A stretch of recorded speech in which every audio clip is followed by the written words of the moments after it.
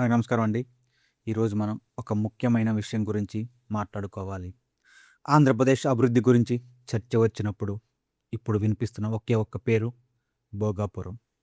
ఉత్తరాంధ్ర ముఖ చిత్రాన్ని మార్చేయడమే కాదు, ఏపీని గ్లోబల్ మ్యాప్‌లో నిలబెట్టే ఒక అద్భుతమైన ప్రాజెక్ట్ ఇప్పుడు తుది దశకు చేరుకుంది.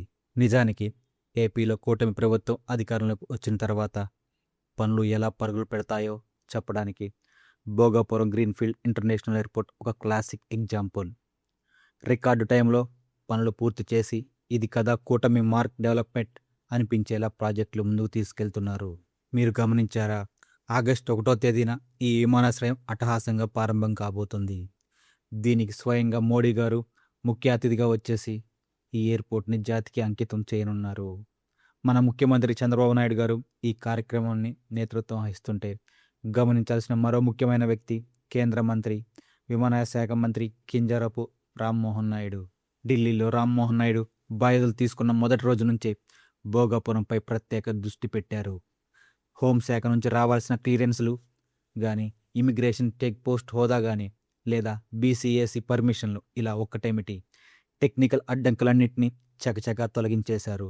అందుకే ఇవాళ ట్రయల్ రన్స్ కూడా పూర్తయి ప్రారంభోత్సవానికి సిద్ధమైంది. అసలు భోగాపురం ఎయిర్‌పోర్ట్ వల్ల మనకేంటి లాభం అని మీరు అడగొచ్చు. ఇది కేవలం విమానాలు వచ్చి వెళ్ళే చోటు మాత్రమే కాదు. 4,750 కోట్ల రూపాయలతో జీఎంఆర్ సంస్థ దీనికి అత్యంత ఆధునికంగా నిర్మించింది. ఏడాదికి 60 లక్షల మంది ప్రయాణికులకు సేవలు అందించే కెపాసిటీ దీని సొంతం. దీనికి తోడు రాయ్పూర్ విశాఖ ఎకనామిక్ కారిడార్, 6 లైన్ల beach road, express highway connectivity తోడవుతున్నాయి. దీనివల్ల విశాఖపట్నం ఐటీ, టూరిజం, లాజిస్టిక్ హబ్‌గా మారబోతుంది. రియల్ ఎస్టేట్ సంగతి సరే, ఈ ఏరియా అంతా గోల్డెన్ మైల్‌లా మారబోతుంది.